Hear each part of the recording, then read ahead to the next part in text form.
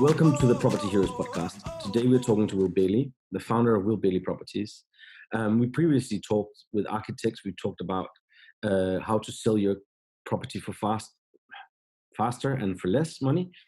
And today we're joined by Will Bailey, and we'll be talking a little bit about this thing about the managed investments versus being a landlord and creating the property themselves. So Will, as I ask most people, is like, how did you get started in the property business?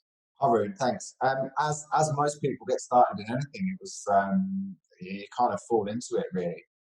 I've been in the world of investments and more mainstream investments for my whole career since becoming an adult. And when I was dealing with investors' portfolios in other markets, the main markets tend to go up and down like a bit of a roller coaster. And the guys who always seemed to be the happiest and didn't really care when the market went down, the ones who always had the most money and the biggest portfolios were the guys who made money in property. Mm. I did quite well in my early career, and I made quite a lot of money doing this in other markets. And I had a bit of a scattergun approach, so I invested my money in everything from wine to shares. I bought and sold 10,000 pairs of women's shoes in America once, right? So I kind of tried everything. And property was the one thing that was predictable and made me money. So I thought I should probably stick with that. And then I stuck with that. And what attracts you to property? I mean, you said it's about the stability, right? Because we all know that markets go up and down, but the saying is also that property goes up and down. There's a crash. There was the crash before previous recession, and so forth. So I think that's true, but it has an element of predictability about it. And we buy property in the typical sense of how we buy property or our clients buy property. We're buying it for a long-term rental return more often than not. Okay. And then that allows us to not really mind if the market goes up or down, because being in the island that we're in, and I'll clarify, we invest in property in the UK, it's a pretty small amount of land that we've got to build houses on and a big housing shortage. So if you took any 25-year period, you're going to have to have bought really badly to lose money over that time. Mm-hmm. So I think we can be quite happy. And if it pays the bills every month, the money comes in from the property every month, then the fluctuations become sort of irrelevant. But then what we saw, we can't not mention the B and the C word, the Brexit, right? Yeah. Did we lose some people in the UK? Is the population, what's going on there in the long term? That's a very good question, but there is still a big housing shortage in the UK. I think there will be, and just by human nature, we populate and we increase the population. I don't think Brexit will make the population of the UK drop over a long period of time. I think you might see some exodus from some banks and some financial institutions, but I don't think that will be a trigger that will shift the UK population falling instead of growing. I think that would be unlikely. I mean, I can't tell whether you're right or wrong, of course, but it's always difficult to predict the future. But I think you're right in the sense of that the drop might be so small that it's insignificant in the overall state of things. Will we kind of see the same returns, do you think, that we've seen in the past 10, 20 years? Because before that, it was 300% growth on some of the properties. It's been 25. Now it's actually growing still. Well, I think that's a good point. And again, you answered your own question, I suppose, when you said it's really hard to predict what happens next. And for me, I think that betting on what's going to happen to house prices up or down is basically speculation. One of the reasons that I prefer the property market to others is we can remove a lot of that speculative approach. If I'm buying shares, that's based on speculation, really. If I'm buying art or cars or wine, that's based on speculation. But if we look at property, what we can do is we can accurately predict a return on investment through cash flow rather than prices having to go up or down. An example of that, I suppose, would be, let's say we buy a house in the northeast of England and it's £50,000 and it's cheap end of the property market, but it's rented out for £500-600 a month net every month for a 10-year period of time. that's a predictable return regardless of what happens to the value of prices. So my target is to remove that speculative approach, and if prices go up, great. Mm. So basically, you're taking, because this is, my traditional understanding of house investment. You buy a house for yourself, Yeah. or you buy a couple of buy to let, and you're in the more of the buy to let. So it's more about a long term view on a fixed income. And is there still possibility to do that in UK? I mean, we know that house prices in London have gone so high that we can't enter the market if we're beginners and so forth. Is that what do you do differently there? So I'm actually from the southeast of England. I grew up in a town called Sevenoaks, which is 15 to 20 minutes south of London. And property prices there have, since I was born, gone up many times. And they're now at between, that's right in the commuter belt of London. So anywhere we look at London and surrounding areas, it's hard to get into the property market and get a good buy-to-let rental yield. So what I did is I moved 300 miles to the northeast of the country, and set up a team to start buying property there. So instead of property being maybe £400,000, like we might find for a normal 3-bed house in Sevenoaks, we can buy 3-bed houses at £50,000 to £100,000, where the rental yield is more like 8 to 10% rather than 3 to 4% as you might see in the southeast. Yeah. So when it's 8%, I mean, that's actually a pretty good return on your money. You can't get that in the bank, that's for sure. Exactly. And if you're trading on the market, we know that the longer term, everybody says, like, you've got to look at the index and see where the index is going. We're standing at a record high yesterday again. So it's the same, really. I mean, it's based around that it'll go up, it'll be somewhere there, but it's more about the actual return on your investments throughout that time. And an 8% return is very good. And Yeah. but then buying that many properties, is there more hassle? Is it more difficult to maintain them? What's the difference there? Well, the reason I moved from the southeast to the northeast to do this was that I couldn't find anyone. I thought that was the problem too. I didn't have the time or the knowledge of the local area in the northeast. I didn't have a team in the northeast. Didn't know the area at all. And if I was still living in the southeast of England and investing 300 miles away, that having that many properties is a headache. It really would be. However, we've set up the team to manage it now. So regardless, an example of this, a typical client for me sits in London in a high C-level position, or is an expat in Dubai, and they don't have the time, the team, or the know-how of the local area in the UK, so the northeast of England. And we actually set the team up to manage everything for them. So from finding the right properties, not buying in the wrong streets, some of them are pretty bad, some of them are great, managing the properties, the lettings of it, the builders, there's all these moving parts. And if you don't have the right team in place, then your head will explode and you'll make mistakes. Yeah, we know that from the landlords in London. So it's like it's a shame we're not that far up north yet. I mean, we are in some of the cities you cover. Yeah, it'd be good if you. It'd be great if you were. You guys have got a really cool business. So if you did come a bit further north and hit some of our areas, then it would save me some time for sure. Yeah, no, well, we are opening franchises up there. So, and I think there's a couple of new ones coming. So it won't be long. And I think that some of the cities you're covering in Manchester and so forth, we already cover. So, Excellent. but going back to the sort of background of it. I mean, obviously you come from an investment background, which means you've got an understanding of markets, you've got an understanding of what ROI is, you've got an understanding of let's say, what investment is, and also yield is here. But for the beginner, let's say I have 30,000. What should I do first? I mean, can I do anything for 30,000? I think for me to make anyone any money, to be able to work with us successfully, you need to be starting with a budget somewhere around 75,000 to 100,000 or more, just to make it worthwhile.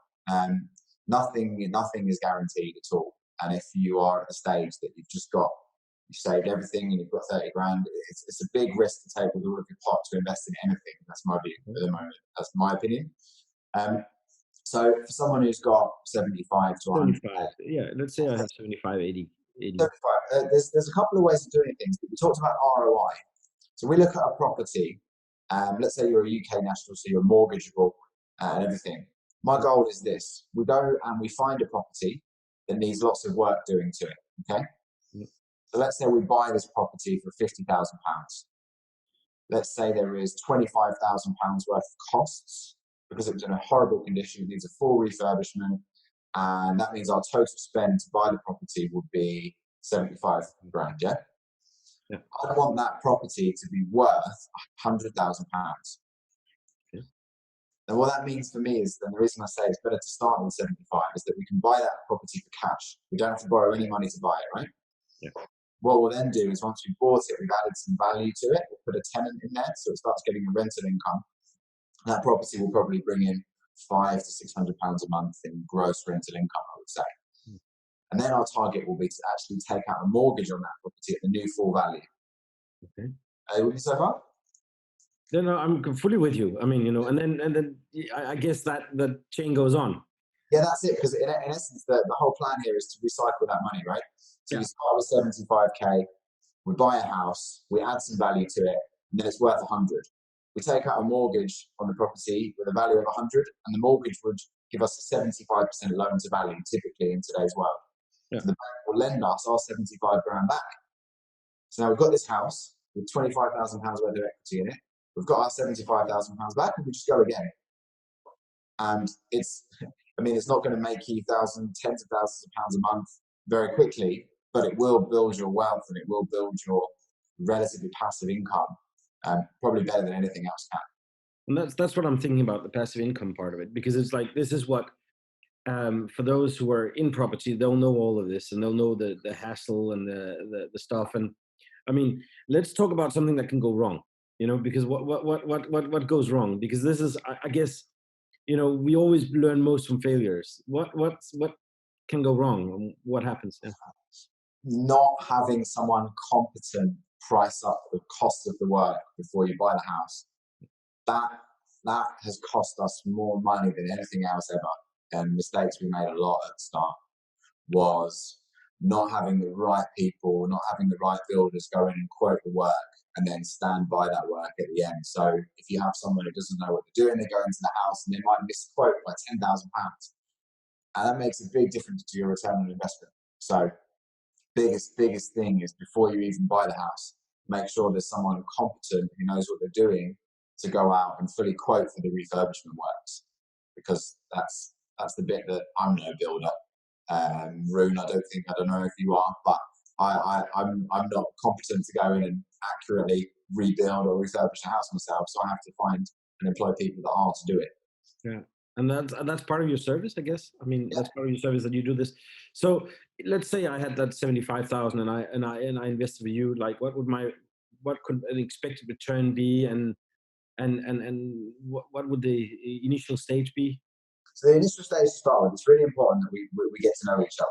Really, this is we do all of the work on your behalf, but it's really important that if we were working together, we actually get to know each other, so I can understand your risk profile and your goals. Because although what I do is similar every time, your preferences will be slightly different to John's preferences, to Susan's preferences, for example. Yeah.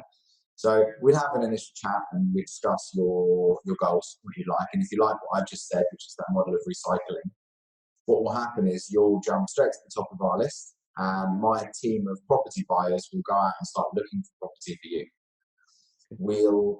Before it even comes to you, we will have gone out and found the property. We will have secured it from an estate agent or from a seller or from an auction house or somewhere, and we would have had a builder's quote done on it. We would have had an end valuation done. We would have had a rental valuation done. And I'll come to you, Rune, and say, here's the prospectus for this property. If you buy this, this is how much it will be worth. This is how much return it will give you. But I would never expect you to buy a property with us that would give you anywhere less than a 25% return on actual cash invested. Wow. So but that's on the resale price. Then we're not talking about the rental price as well, because that's kind of like, that's the it's getting the money to work, right? Because otherwise, if they stand in the bank, they're dead. They don't move. And that's where we don't want to be. Absolutely. And this should be part of a wider portfolio, right? So you should be investing, as I said, we can't give direct investment advice on the podcast. It's more like we're discussing what it is like for the people who haven't invested in property. So we're not giving advice here. We're just telling you how the process is. So Exactly. the person would come with the money. You do the analysis, which is rental analysis, which is the builder survey, the pricing, the what's needed for this before you go in and sign the papers and do the buying, and whether you get a mortgage for some of the money or whether the normal way that it works in buying property. And then once you've done that, so you look after the property, or is it like good luck? Here's So, your renter, and yeah, well, I've actually tried both sides before, introducing buyers to a letting agent to manage their property, yeah, or setting up a letting agent in house. And I have to say, however much it hurts my ego to say this, um, we've done better, and the results were better when we referred to letting agents that we use every day. okay, So the process is from start to finish with our team. We'll find the property, we'll help you purchase it. So you'll use a solicitor that we use to actually physically help you buy the property. yeah, The build team will be one that we use, and we'll project manage that with them, with you, and send a weekly video every week for the works as they go on. We'll then introduce you to the letting agent, and that letting agent will work with us as if we're the landlord on your behalf to make sure you get a good tenant. And then once that's in, you'll have the letting agent will pay you directly. Um, our job, I suppose, really is we project manage the whole of your property portfolio from start to finish. We've got the conveyor belt, and you just plug in at the middle, you sit at the top, and we're like the operations director for your property portfolio. And would I have to? I mean, let's say it's 80,000. Would I have to go see the property? I mean, one of the things I know that I would do wrong is I would design it in my taste, right? What's the advice there? Because this is what we had a really good conversation about how to sell fast and sell high as well, Yeah, which is a completely different thing. So once you sell it for the rental market, so I guess you would have to decorate the place differently for the rental market.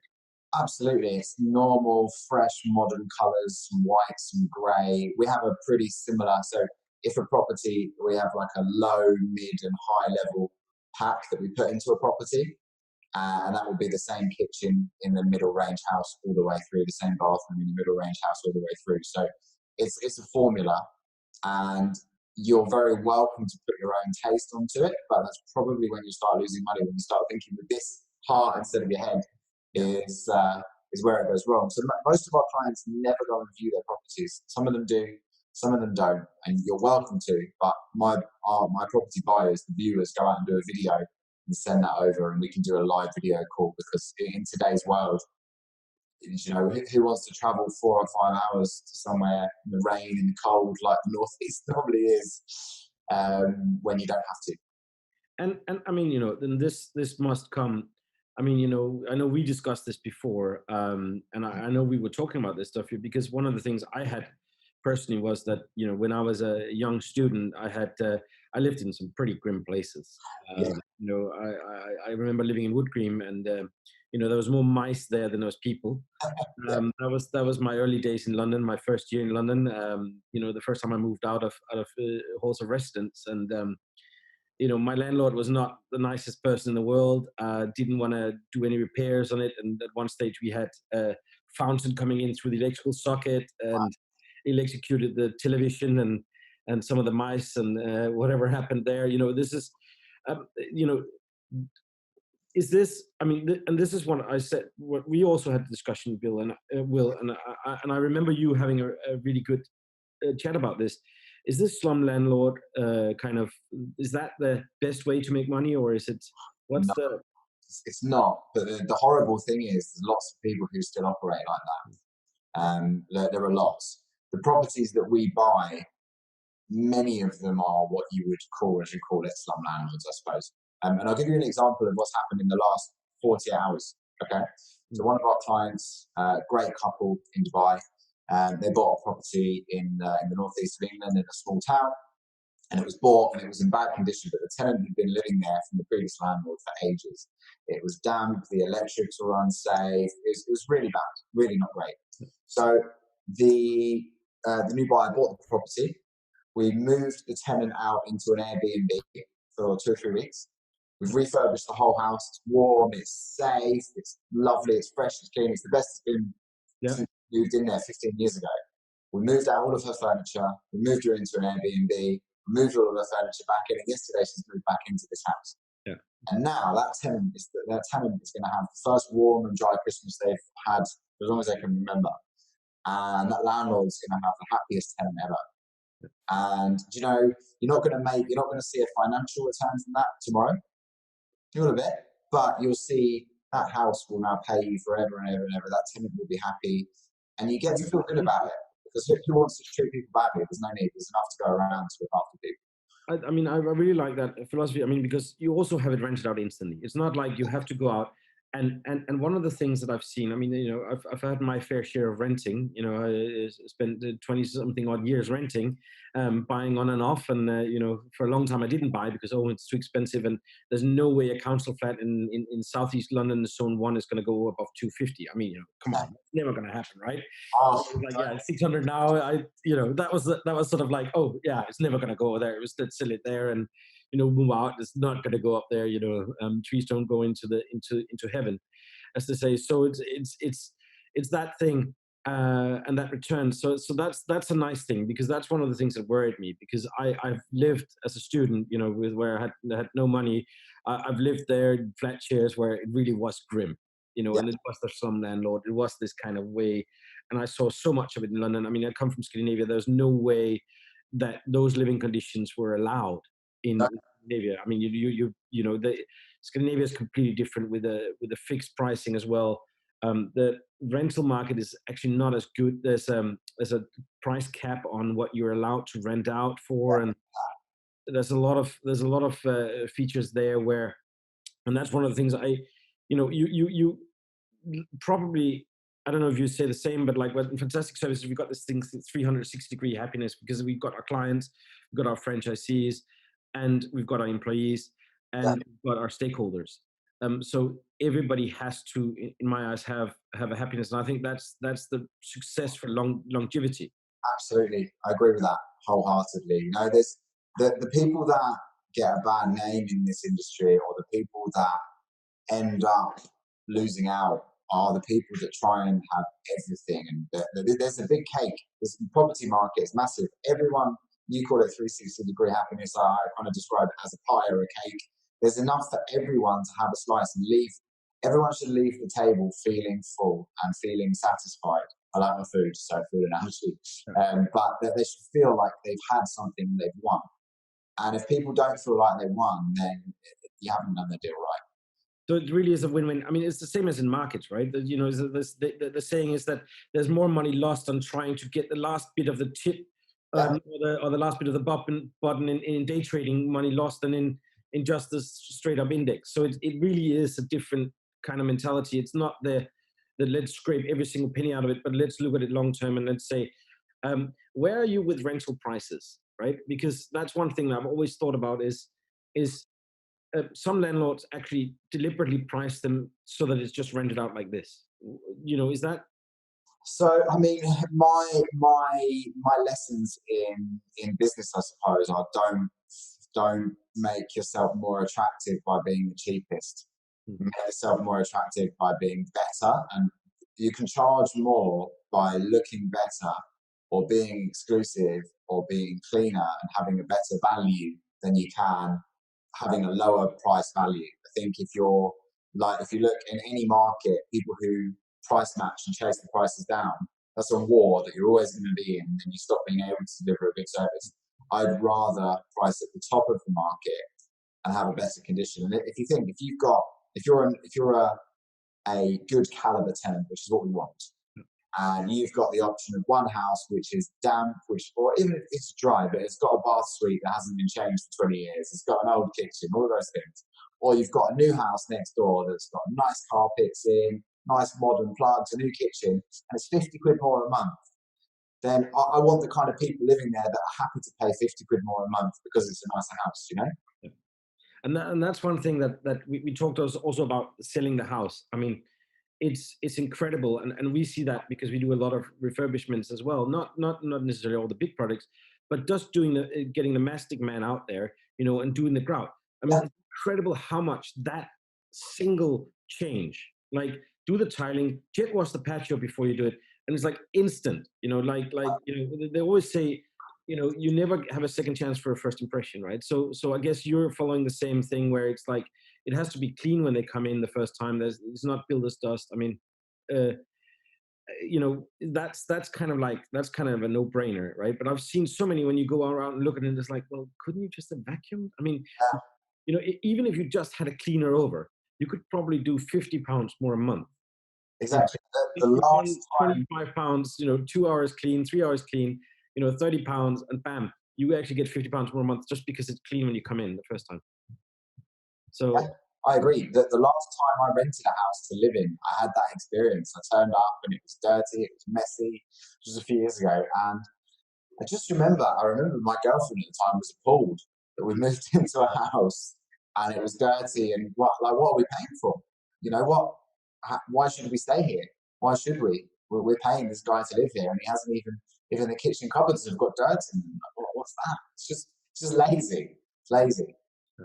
and it's not that expensive. I mean, and I'm not saying like if you're investing £300 or £200, for a full end of tenancy deep clean or pre-move-in clean, we have a lot of clients coming to us buying that, and I'm surprised that it's not the seller, but it's actually the renter said like before I move in, I want it clean, and Yeah, they sometimes don't always pass the bill on, and I'm like, well, if you as a landlord had cleaned it, the people who come and buy it might pay £50 more a month. £50 more a month, is £600 more a year, and you pay £200.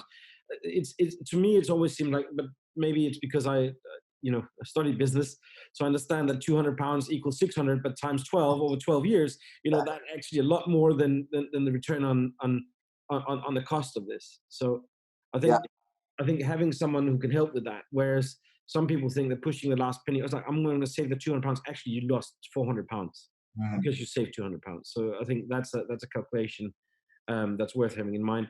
What other advice do you have for people now? I mean, like we're in the midst of another COVID lockdown. So for the listeners who's listening later, London was locked down, the UK was locked down. It meant that actually we've seen removals go up. We've seen end of tenancy clean goes up.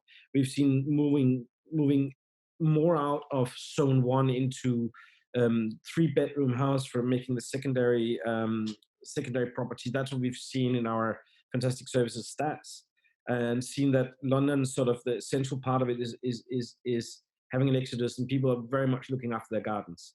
Yeah. Where are we now, and what do you expect next? It's very hard to call. Obviously, we've seen stimulus from the government, which has driven this mini boom in the property market, as well as the human desire to get out of the inner city and towards the beaches and the space, which I can understand. Having gone through lockdown, we've seen stimulus like the government. For anyone who looks back at this in the future, the government, as we speak, has reduced stamp duty on £500,000 houses or below to nothing. And I'm sure when we look at this in a few years, we wish we could go back and buy another house then. We've seen the bounce back loans, the coronavirus loans, and lots of that money has filtered through to property buyers. So people have got more money to spend, they've got more bang for their buck at the moment when it comes to property. That's been good for the economy. It's probably been good for fantastic services, I would imagine. Like you say, you've seen a big spike in those things, perhaps. But for investing, I don't think it's great because, frankly, in lots of things, lots of areas, investors are paying too much, what I would deem too much for property. And my opinion of what's too much and someone else's opinion of what's too much is very different. But I think that, and I hope that prices will cool down a bit soon. We'll make more money from this cheaper property to be had and better deals. And I think there has to be, at some point in the not too distant future, some kind of correction. Just logically, there has to be. I don't feel it will be. I mean, I'm not a doom and gloomer. I think you can ride anything out, and I think there'll be opportunity in it, and it will come at some point in the next couple of years, probably. But I don't think it will be life ending for people. Well, this is one thing that I want to ask you about, because if you really think about the long term, right, and it's the same as like I waited twice for that correction to come, and it's like that I completely missed out of a decade of property investing, which I said, like, I think that if you're looking for property for yourself, right, it's a different story. But if Yeah, you're looking for investment of it, I mean, it's the same as when do you enter the market, on an index market. It's like if you really are looking long term, does it really matter? Because the corrections are 10, 15%. You know, they're not 80% corrections. This is what I always look at. Like, because I can kick myself. As I said, a 2-bedroom ex-council flat in Southeast London is never going to go 250. Come on, I mean that's the stamp duty point cut off. It's never going to go there. It was 120 when I bought it. It's never going to go. It's doubled. It's amazing. Now it's 700, right? So it's in Bermondsey. It was in Bermondsey, and it's like, okay, I can kick myself for not having kept it, but the the sort of waiting for that correction. I mean, if you've got the money, does it matter? My view is a good deal is always a good deal if it gives you what you want, right? So if what you want is to buy and sell something in 6 months, a high value property in London, now's probably a pretty risky time to do that, Yeah. right? If what you want is to consistently build your property portfolio and invest your income and your savings into a property portfolio, it's never a bad time to do that. If your goals are long-term wealth building, bit of capital appreciation and some passive income, then do it all of the time. As soon as you can, do it, because that money is not going anywhere otherwise. No, but this is what I said. Like there are pockets. Like we have spoken to one quite famous property investor who both made it and failed it and went up and down. It is investment and it is risky. This is why I said, like, we're not giving advice in the podcast here. We're merely just talking about what it is. It's not meant as advice. I mean, obviously you have to go to Will and talk to him and get more advice on it. But what I was curious about was um, this thing of, I mean, is there ever a right time or wrong time if you're doing it, as I said, outside of the hyper market? I mean, then property is always property. It's always the right time. Mm. That's the thing. It's always the right time. It was never. Every single time in my life I've bought Amazon shares, they've always been at the highest price they've ever been. Every single time, and I'm up many fold increase, right? Yeah. It was always on paper, it's too high, it's too high, it's too high. But long term, that's my view of that. Again, not advice. That was a company that was growing. It's got good reasons for growth. And it doesn't matter if you buy it at the highest price. If it gives you what you want, it's always a good idea. No, and this is, I think this is what I think we often do wrong. I mean, and I wouldn't say this is it's yes, it's going up. Things don't go into heaven forever, but I've seen out that missing out, and also having the FOMO, which is probably the worst one. It's like, I should buy a property, and then you buy at the peak, and then it goes down, and then that's only if you're sitting on the stuff where you had to sell it within this aspect. If you can sit on with them, then it's not going to be a problem.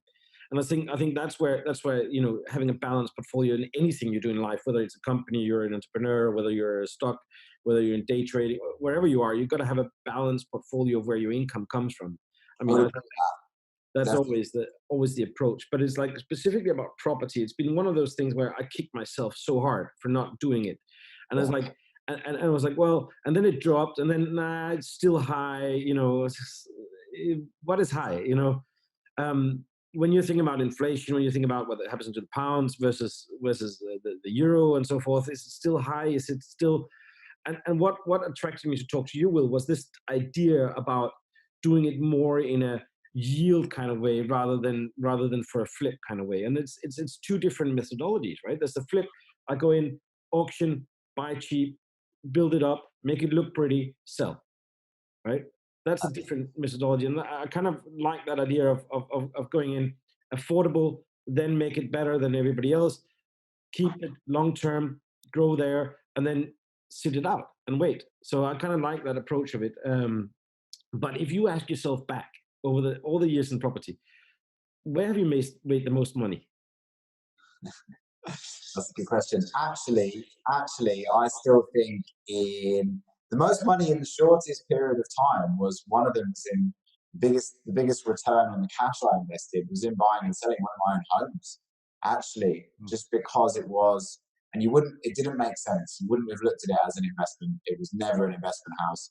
Frankly, I paid too much for it in the first place. Yeah. And then we did a small amount of refurbishment, changed the look of it a bit, and it sold for way more than I bought it for. A short period after I bought it, the highest price has ever been in that area, the highest price for miles and miles and miles. And that was luck, frankly. There's a lot to be said for that. You buy in the right place and you get the right buyer. And that's when it comes to buying and selling, that is speculation. It's where you'll make or lose the most money. Mm. And I'd say that was the best mistake I made, probably. So that was a luck. That was a luck investment. I mean, I know. I think everybody has a bit of luck. Yeah, The nice thing about luck is like there is no such thing as good or bad luck. It's about luck happens, then it's what you do with it. Because it could have gone the other way, and then you could have sat on it, but then 10 years later, and that would have been luck that you didn't sell it at that stage, or vice versa. So it could have gone every way. So absolutely. the idea is to take a balanced view on it and be sure that you know your portfolio, you know what you're investing in. What would you say was the biggest mistake you've ever done in property? Biggest mistake I ever did in property was um, I bought some properties without ever seeing them before, like, and without anyone ever seeing them. I know my clients buy properties without ever seeing them because we go and look at them for them. But I bought a couple of properties without ever seeing them ever, and we went in, and then some of them have got one of them. 24 hours before we bought it, I was told actually had a body with it, and it was so that was without ever seeing a property. I'd advise never to do that. Never buy it completely blind. Have someone go and look at it. That was a big mistake, I would say. And other than that, for me, was not going for it early on, not doing this earlier, not making the move from the other markets into this earlier, because every single day you make a small mistake and you make a small step forward. Every day something goes wrong, which is what you said is good or bad, like happening to you. It's what you do with it. Every day that happens. And every day I'm smarter, better, able to take the next day with more knowledge and more skill than I was before. So I would have just, the biggest mistake was not starting before I did. So and this is what I said. Like, Will, I mean, you can tell us where's the best way to get hold of you. Best way to get hold of me probably is actually Instagram, I would say. Okay. Look at Will Bailey Property. There's always going to be good videos and content on there, and I actually look after my own Instagram messages myself. So that's a quick, easy way to get hold of me. If not, if you go and look on my website, willbaileyproperty.com, there'll be some contact us buttons on there as well, I'd say. No, because I kind of like this idea, and then you go and you manage it. It's the way of, because one of the things, and I'm running a company, and I don't have time to go and look at the properties. I don't have time to go and look, even looking at properties. You look at 10, 20, 30 properties. That actually takes months. And I was sometimes like, but I want to put my foot into it. I want to get something started. I want to do it again. I want to get back into property. Um, and is now the right time? Who knows? It's now the right time. Yes, it's the right time if you're doing the right thing. But if you're not doing the right thing, so you can never really say. It's not a blanket approach, right? It's a specific approach. It's So always more than about the market being the wrong or right time. I'd say it's more going to be the wrong or right time for the person. yeah. Because in a great market, if you're not in the position, you're not happy with the risk, or you get too emotionally invested, then it's always going to be the wrong time. Yeah. And in a bad market, if you're smart and you take the right approach and you're happy with the risk, it's going to be a great time. So, but way more about building a personal relationship and us actually having a chat to Mm. see if it's the right time or not, rather than saying it's never going to be right for everyone. Yeah. No, and Bill, sorry, Will. It's the way it's written on the screen, but Will, it's the thing that I thought about is like, is there any, like, you said you leverage it, right? So now you're leveraging on it, you're getting a mortgage on that stuff, you're getting a third and fourth. I have seen landlords, and I know a lot of landlords, so I've seen landlords really, really, if the interest rate with up at 0.5% or a quarter percent would have been absolutely, and they say they would have been having to liquidate. It was like, well, or did they just have to sell two or three properties? This is what I'm like, that leverage part is where it's a fearful one. Is it?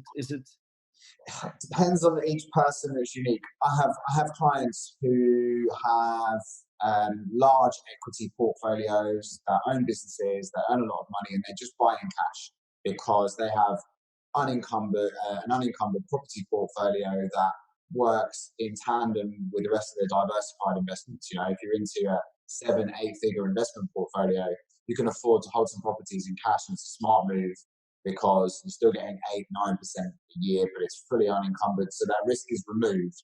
Your interest rate bet is not even on the table. Um, for others who need to use that leverage and want to use that leverage, just be smart about it. Never go over the top, never over leverage. And make sure you're looking at your portfolio every year and thinking, am I comfortable with how much I'm borrowing and what could happen if interest rates go up, down, or sideways? Yeah. So, I mean, what is over leverage? Just so that we can understand it. You know, what is over leverage? What would be an example of being over leveraged? An example of being over leveraged would be you have a house that you've bought that house for £100,000, Hmm. and you've borrowed 90% of the money to buy that house. Yeah. So £10,000 of that house belongs to you, and £90,000 of that house belongs to the bank. Yeah. If house prices were to drop 20%, Yeah. yeah, that house would now be worth £80,000. So now your asset that you own is worth less than the money you owe against that asset. That for me is over leveraged. Okay. Most people say 75%, but it depends on where you are in your life. For people at the beginning of their life, they may be more comfortable. Again, this is not advice. They may be more comfortable with high leverage. People later on in their life may not be so comfortable with higher leverage and maybe just reduce it as time goes on. It really depends on the circumstances. And I mean, you know, this is what you know, you're saying. I mean, I'm also of the opinion that you should find a place that you call home and make it home, right? It's you know, there's properties in so many ways. You know, it's about home. I mean, and sometimes living in a rental home can be absolutely the best thing for you. And you can rent certain things that you could never afford. There's always this battle between should I rent, should I buy? You know, I knew that I could never when I started in London, I couldn't afford buying something in Zone One in where I lived in central London, in Zone One, where I've lived most of my time in London. You know, and it was just where I wanted to live. I couldn't afford buying there, and now then when it's like I wasn't going to move out to Zone Four, I wasn't going to move out of there because central London was where I was hanging out. So you know there was no way of buying. But then instead of that, like yourself, look at other things, and that's where I think that for those things it would have been very advisable to go and look at what's up north, what's down south. I mean, you know, look at Brighton and Hove for the Yeah, last couple of years. I know a lot of people moved out and like, oh, let's move out to the sea, and I was like, wow, you know, it's like it's 30 minutes out, and I'm not going to do that. So I think the idea is to take the emotions away, definitely. and then look at it as a business. Absolutely. It's been a real pleasure talking to you.